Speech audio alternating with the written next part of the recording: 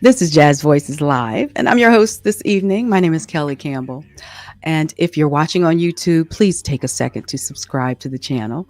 And if you're on Facebook, please welcome my guest this evening with some hearts and some comments in the chat, because we're talking to none other than multi Grammy nominated vocalist, playwright, composer, and one of my all-time favorite vocalists, Mrs. Nnenna Freelon. So welcome to Jazz Voices Live, Nnenna. Good to see you, Kelly. So glad you're Yeah. doing this. Amplifying these voices. That's excellent. That's so true. You're so right, and that was the mission in the beginning, for sure. Now, your first name is Shinyeri. Shinyeri. Shinyeri. That's such a pretty name. Have you always gone by Nnenna? Nnenna is my middle name. Yeah. Have you just always gone by that? I've always. Shinyeri means gift of God, and Nnenna is a pet name for the favored daughter. All right. And you are the favorite daughter, huh? You have sisters? Well, apparently, I had a sister. She passed in 2020, and we used to fight over who was the favorite daughter. I think she won though, because she was the baby.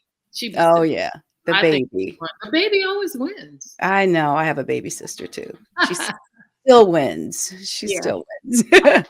So let's start at the beginning. Time travel with me, if you will. I'll do it. All right. You've raised your children, and your husband is a successful architect. He's working, and you're living in Durham, North Carolina, and things are just beautiful and calm, and you decide that you want to be a jazz vocalist. Did you ever, in your wildest imagination, think that you would be sharing the stage with Ray Charles and Diana Krall, Diane Reeves? No. My goal was very simple. I just wanted to express myself through this jazz idiom. That's what I wanted to do. And if I had a regular gig at the Sheraton on Thursday night, that was good.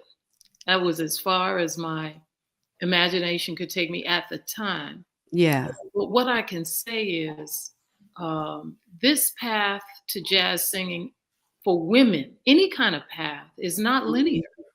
Mm-hmm. Often it winds around marriage and children and delays, but a delay, Mama said, is not a denial. Mm-hmm. And what I had to do personally was commit myself and surrender to this is my life's purpose. Right. Because I have a degree in healthcare administration. Exactly. I applied to law school. I was like, I was honestly, to be just honest, I was afraid. I was afraid of committing myself to something that seemed so, out there. Right. Can you achieve it? Can you do it? My husband, God bless his soul, he really put some roots on those wings. I had all these ideas, and he said, if you want to do this, there's a way to do it, and I will help you. But you have to commit fully to this as your life's path. It is or it isn't. Right. And I kind of felt like that was, it was tough love is what it was, because I was using the fact that we lived in North Carolina, not of course the jazz, 3 small children, no real training or mentor or I had in my mind that there was one path. You had to move to New York, and you had to go to Berklee College of Music, or you had to go to Oberlin, and then, you were discovered by some big record executive at Sony or whatever, and that but that was a fiction. Right. It was a fiction. Right. And what I had to do personally, this is just my path. It's not, maybe a traditional path, but I had to figure out how to weave my desire, my love, my fire around my family. And right. So it meant practicing my scales after the children went to bed. Now, how old were your children at this time? They were, the youngest Pierce was 3, and they're all 18 months apart. Oh, I kind of, for some reason, thought your children were older, but they were very young. Babies. No, they were babies. And one wonderful thing, you know, when you have young children, everything is new to them. Mm-hmm. The whole world is opening up like a flower. Right. And you want them to reach for the sky. Well, how could I ask them to reach for the sky if I wasn't willing to do the same? Oh, that's so good. And so they were also an inspiration for me. So nighttime meant bath, rub you down with some shea butter, a story for each one. Each one had to have a separate story. Right. And I was learning the American Songbook at that time. So it was, you get Skylark, okay, you get Blue Moon, and you get Summertime. The songs I was learning, the path I was on as a jazz singer was integrated into my mothering. So my children grew up under theater seats. They saw Mama sing on the back of a flatbed truck. They went to Kinko's and helped Mama make copies for the little, gigs I had here and there. Right. They saw me, when it was just a baby career. Right. So how do you think they would describe having a mother who had such aspirations, like growing up in that atmosphere? I personally have never asked them, but I can tell you this: children watch you more than they listen. Yeah. So you can say what you want. That's true. But if you are not walking the walk, that's what they pay attention to. Right. And all my children have toured with me on the road. As my career expanded, and I was no longer a local singer, but I was a regional singer, and then then I got a contract to Columbia Records, and I started touring. So they watched their mother evolve. They watched the career grow. They saw the hard work that it took, to get there. And I do believe that influenced them in the sense that it's not this fairy tale riding around in limousines and people applauding you. You have some bumps on the road. You have some gigs that don't work out. You have some people who said they were going to pay you. They don't pay you. I mean, that's real. Okay. So, and they saw their mother running her own business. I mean, my business is me. Right. And so exactly. I have to take care of the voice. I have to, and the fact, and this is the thing, Kelly, the fact that I have a young daughter influenced what I wore on stage. It influenced the songs I chose to sing. It influenced the way I comported myself on stage, who I rehearsed with, how I handled my musicians, male or female. Right. All of that. Right. For sure. So, the short way of saying it is I believe that being a mother made me a better musician, and being a musician certainly made me a better mother. I was certainly more fun. Yeah, definitely. So what was your first gig? Do you remember your first gig? Your first real gig? Where you were like, I'm doing it.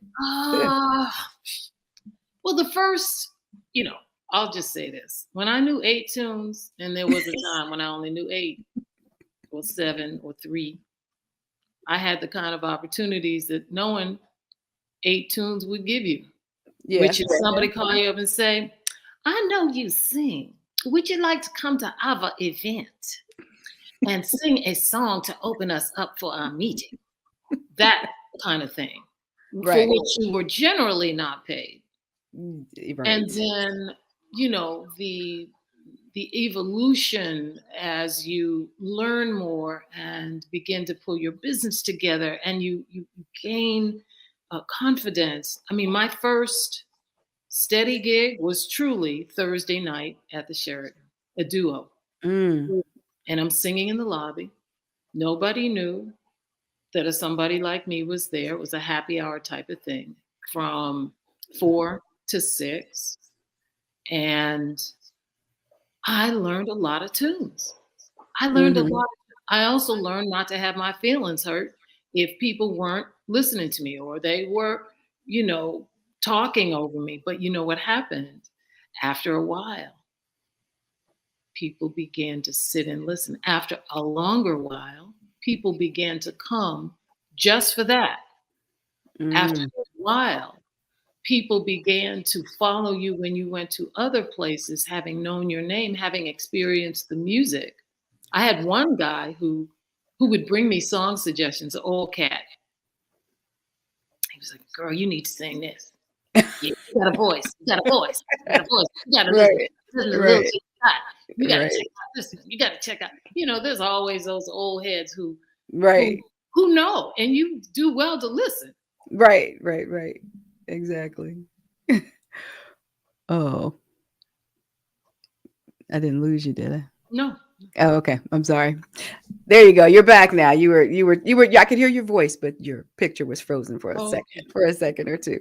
Now your style, was this something that came out of your own creativity, or did someone work with you to develop a sound, or because you sound like Nina Freelon. Like I know, I hear your voice, and I'm like, that's Nina. That's Nina. Like no one else. I think the fact that I did not come from a very structured, this is the way you sing jazz, this is the way you sing, period, was good. I did not Mm-hmm. study music in that way. Mm-hmm. I had a mentor, Dr. Martha Flowers, who was one of the first Besses, organ Bess. And Mm-hmm. she taught me to fall in love with the voice. She taught me to respect what God gave me, but also not to put limits. She always talked about the voice in the third person. We don't know what the voice. We must be kind to the voice. Hey. And she's right. Right. She's Mm-hmm. absolutely. She made me fall in love with practicing. I would practice my runs and my scales and my warm ups, and she said, "You don't look happy. You should be delighted. You should love. To feel the Right. stability." Oh, I'm sort of paraphrasing, but she really right. made me look forward to the opportunity to engage with the voice. Mm. And there were some people at the beginning, "Girl, I think you move too much. Mm. Your movements make me uncomfortable." Well, I have a background in dance. Okay. Um, I tried not moving. If I couldn't move, I couldn't sing. So I just Mhm. counted that up as that person's opinion and Mhm. not my reality. Part of that Right. also was I was a full grown woman. Right. I was not a child. I Right. was not someone to be shaped by an older influence. Mhm. I listened to everything, and I certainly listened to my elders, Mhm. Ethel Mhm. Marsalis and Dr. Yusef Lateef and Herbie Hancock and others. I always listened. Ah, what a blessing to be in their presence and to Yes, to receive their tutelage. indeed. Wow. Wow. So after being in the music business for as long as you have, um, what is easier now and what is more difficult? Whoa, girl, you asked a question, shun, shun. What is easier?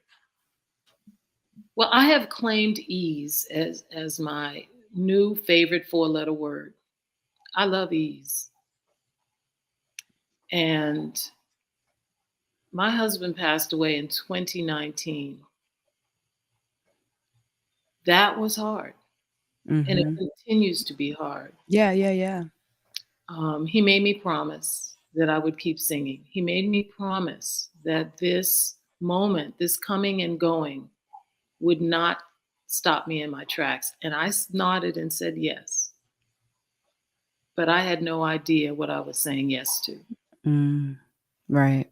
And so some days that promise is really hard to keep, and other days it's a joyous space. Mm-hmm. So one thing I can say, Kelly, is the things I used to worry about, the things I used to be afraid of, I wonder what folk are going to think about. I so am over that. Yeah. I Love kind it. of feel like I've had my head in the lion's mouth. What else you got? What Right, right, you right, don't like the way I move? You don't like the choice of the song? Ah, yeah, whatever. right. I am okay in my own Mm-hmm. skin in a way that I have not been before ever in my life. This Mm-hmm. record, Time Mm. Traveler, was a way for me to process my grief. It Yeah. was a way for me to be in the music, in my memories, in my feelings around my reality. Right, I right, had right. no I had no idea, I had no plan, no vision, no intention for this to be some kind of big blockbuster record. In fact, I thought we got COVID. This record is a very personal record, perhaps the most personal one I've ever done. And how about God says nominated for a Grammy? Yeah, yeah.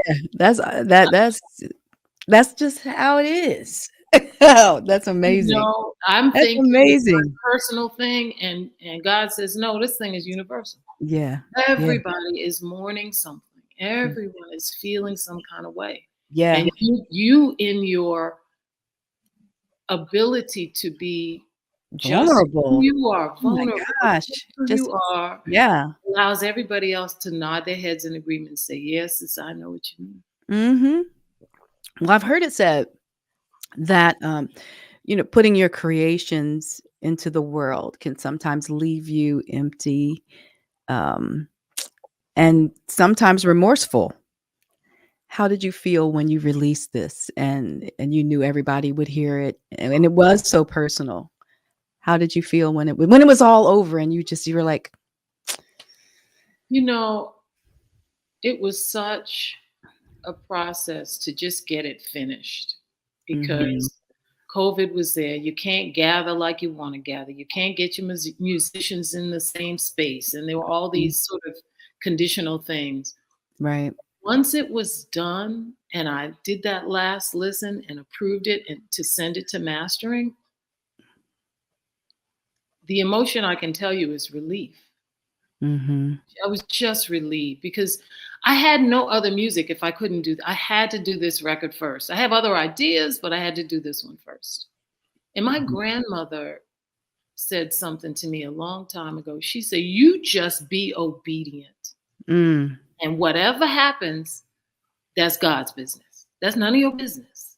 Don't mhm, attach yourself to how is it going to do? What are people going to think? What are people going to feel? Just show up. And that would be my advice to all people engaging in the arts. Just show up. Because it's when you don't show up that nothing gets done. right, So without condition, without, hemming and hawing and excuses and all that, just show up. Make mhm, an offering of what you have because everybody has something that's valuable. mm, Even that's if good. we live in this culture of comparisons, I'm not as good as so and so. Right, I and don't that's sound easy, like yeah. them. It's easy And to do that, yeah, and it's also easy not to do it. yeah, If you recognize that you're going there, sit with it, don't mhm, judge it, and then let it go. let it go, Let let it it go go, because God only made one you, yeah, and you're enough. mhm, You are enough just like you are. That doesn't mean wow, that you won't continue to grow and learn, but where you are in this moment is where you are, and mhm, that's divine. mm, mm, No matter your age, no matter your experience, no matter your bumps upside the head, mm, no matter how you judge your voice, because we get in there, we're right, like, oh, my voice isn't this and it isn't that, and it's not enough. I had those same things. I was like, so God gave me a clear voice. The voice itself is clear, oh, yeah, classic voice. But yeah. how about I wanted a smoky voice? You want a smoky, growly voice? Growling. I called that, I said, that's soul. That's soul. Oh, yeah, yeah, yeah.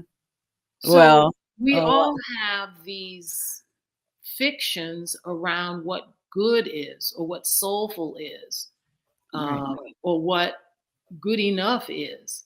And it's just, we need so many new stories out there right now in this time that we need to stop fooling around with, I'm Mm, not quite ready.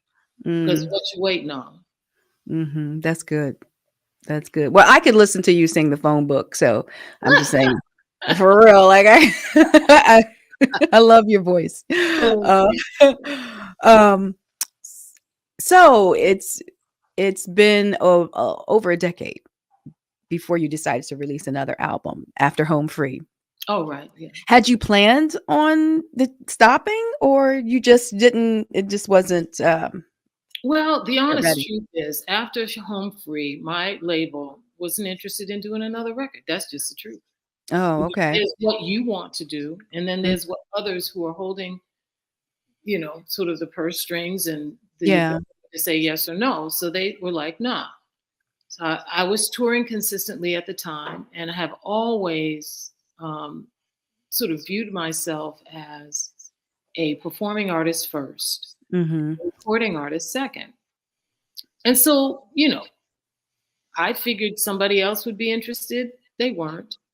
Um, I continued to tour. It didn't affect my touring. I was touring steadily.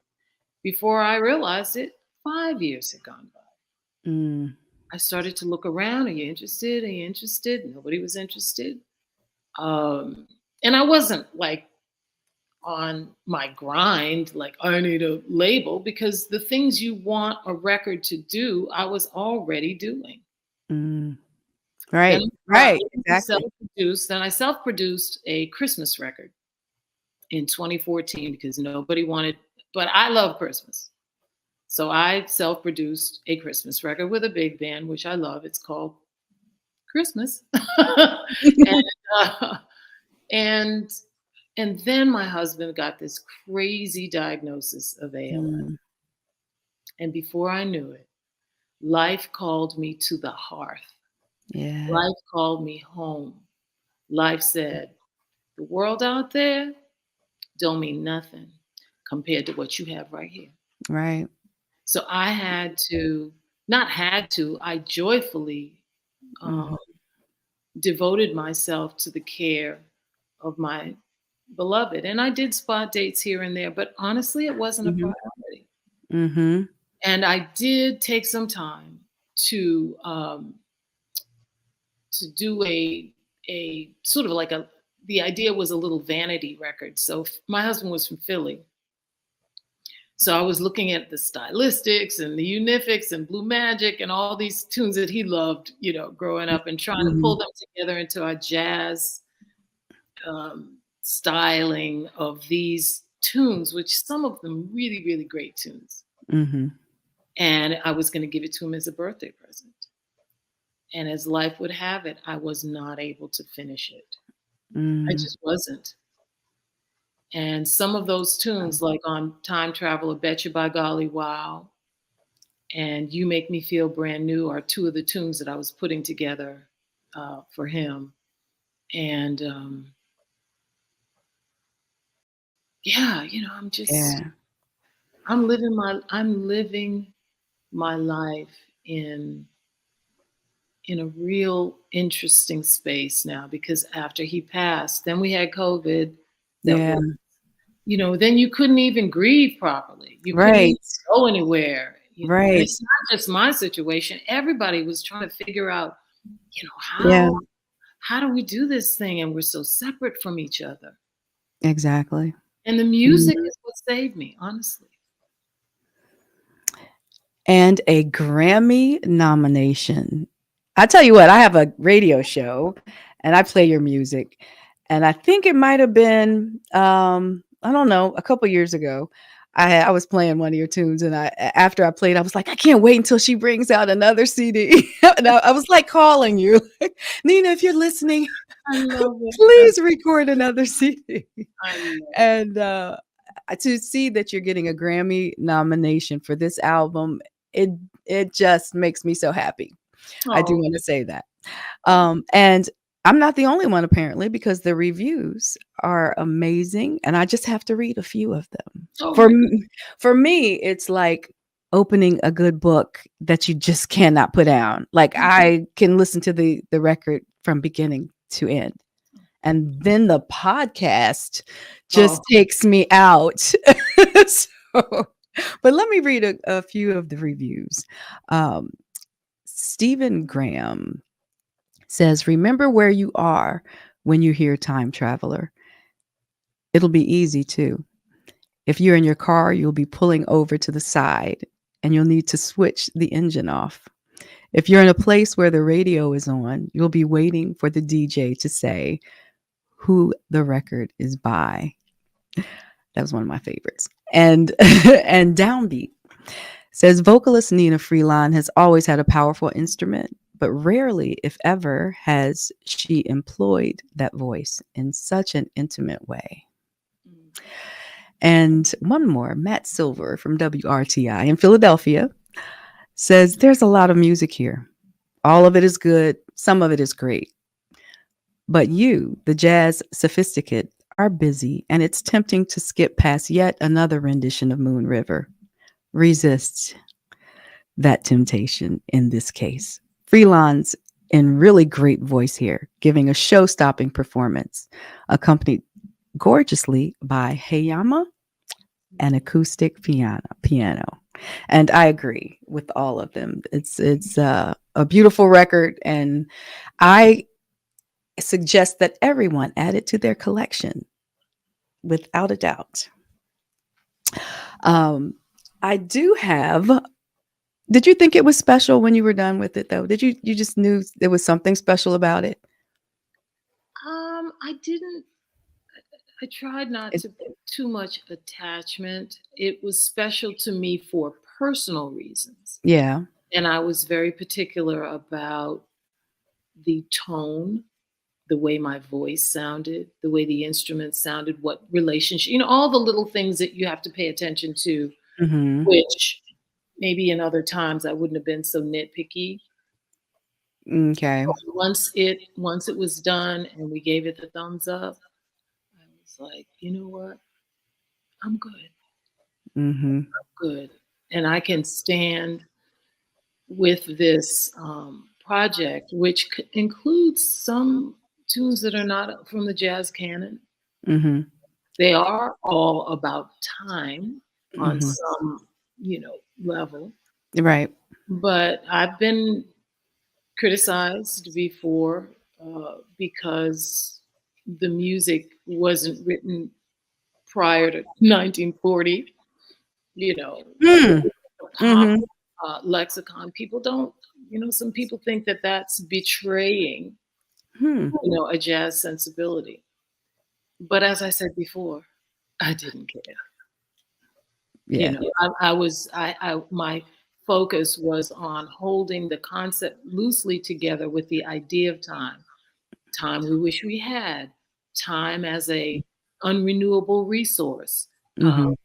times that were good, times that were not so good, all of that. Mhm. The precious time that I was blessed to have for almost 40 years with my husband. Oh So yeah. I wish somebody would have something to say about that because, Right. it's Yeah. like, So who did all the arrangements? Mickey did a lot of the arrangements. Mickey Hayama, my Mhm. pianist and music director, she's just Okay. super, super talented. We did a pretty straight reading, voice and guitar for "You Make Me Feel Brand New." Mhm. I mean, these songs all are just so personal, and I hope that the fact that I was sitting in the center of my feelings was a good thing.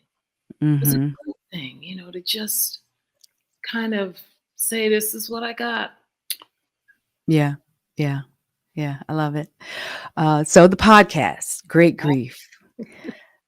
I love it. Now, did what made you do a podcast? Well, I am a reluctant neophyte podcaster. Um, I've always been a storyteller in the music, and I've always journaled Okay.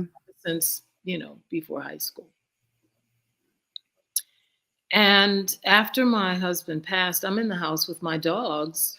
I mean, I'm alone, and it's COVID, and you can't see nobody, can't go nowhere. Mm-hmm. And I just had this creative burst of writing, almost frenzy, almost like dreams and visions and stories and ideas. And I really think it was a part of the grieving process, but it didn't seem like that to me. It just seemed like, I'm up at 3 o'clock in the morning writing. And then the ideas were coming so fast, I had to speak them into my voice memo on my phone. And I shared it with a girlfriend of mine, and she said, "Girl, that's a podcast." I said, "What? A podcast? This personal stuff? A podcast?" She said, "Yes. A podcast is storytelling. That's all it is." I said, "Well, now you know me. I don't think I can do a talking head kind of podcast, like just talking about, and I can't give advice on grief because I'm in the middle of it and I couldn't advise anybody." Mm-hmm. I said, "Just tell your story. If you feel like singing, sing, even if it's in the middle of the story." And so that became the concept for Great Grief. Okay. Story forward, music forward. I use my voice as an instrument in words spoken and in words sung. And my wonderful partners at the radio station, the NPR station here in Durham, WNC, were like, "Go for it, girl." And nobody said, "Well, you can't do this or you can't do that."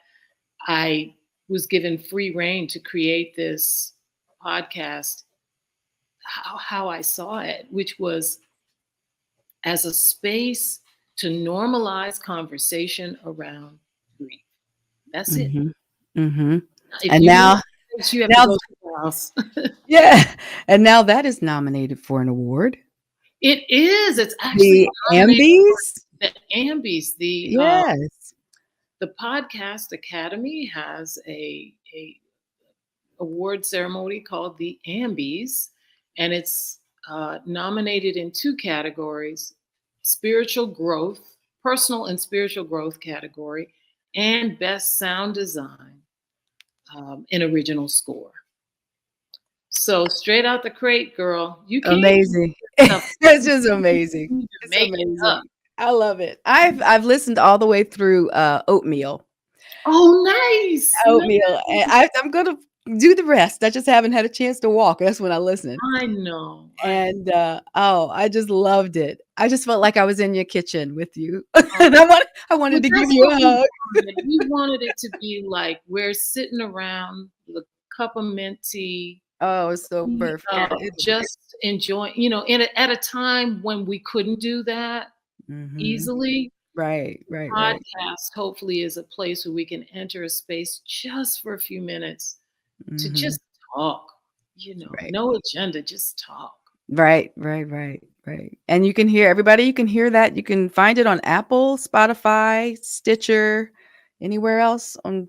Everywhere you find everywhere you find your podcast, you can find it.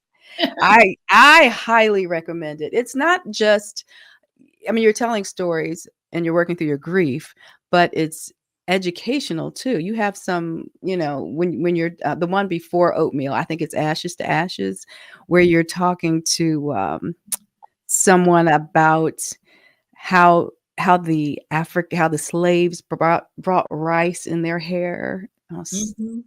Just had me. They brought rice to the Americas in their hair. They braided these seeds into their hair, and just hearing that my great grandmother said, "We're gonna live to see another day." Let me make sure I have these seeds, and it just gave me such a warm feeling about the persistence of women I never met. Oh, yeah. Made a way for me to be here. It was a humbling experience to even consider the trials and tribulations that they went and the griefs. Yeah. The next podcast I'm working on season 2 now. Awesome. And the next podcast I'm working on now is called Generational Grief. So All right. I'm looking at the unsettledness of our ungrieved foremothers and forefathers who we didn't know. When we feel a little something in our belly, we feel some kind of way. Sometimes that's something that's been passed down to us that hasn't been dealt with. Oh yeah. Some old griefs. Yeah, for sure. All you need to do is acknowledge it. You don't need to Yeah. make a big deal. You just turn in that direction and say, I thank you. Right. Because I'm here because you sacrificed, and I thank you. Oh yeah. For sure. So yeah, it's I'm enjoying it. It's another container for my grief, and I'm just grateful that we live in a time where we have some technology that allows us to be in touch with each other in real life, at least in this virtual way. Right. Well, I have one last question for you. If you could time travel back to the beginning of your career, what would you tell 30-year-old Nnenna? Take your time. Take your time. This thing is not a race. Enjoy every moment. Enjoy every moment. Used to rush around a lot. Trying to get to the next whatever. Right. And I'm more relaxed now. People are like, you're 65 years old, you look good. I said, that's because I ain't worrying about nothing. I'm chilling. That's a testimony right there. That's an amazing testimony. And it's a great word. I need it. So I really appreciate you. Like I told you, your vulnerability, sometimes we want to keep that to ourselves because we're, embarrassed, or we just don't want to open up that can of worms, to be judged or whatever. But it has inspired me, and I'm sure it has inspired many. So I appreciate it. Thank you so much. I want to tell everybody, if you want to follow Nnenna, she's on Facebook, Instagram, and Twitter, all of those places, and her website is nnennafreelon.com. Definitely go buy the album.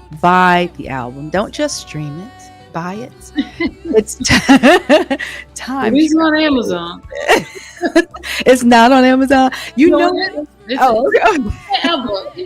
get what they want to get. That's what I know. We can find those cute stiletto heels if we want to. Yeah, right. So buy the album, add it to your collection. Listen to Great Grief. It is a blessing. And I want to thank you so much for taking time out to talk to me today. And thank you for the invitation.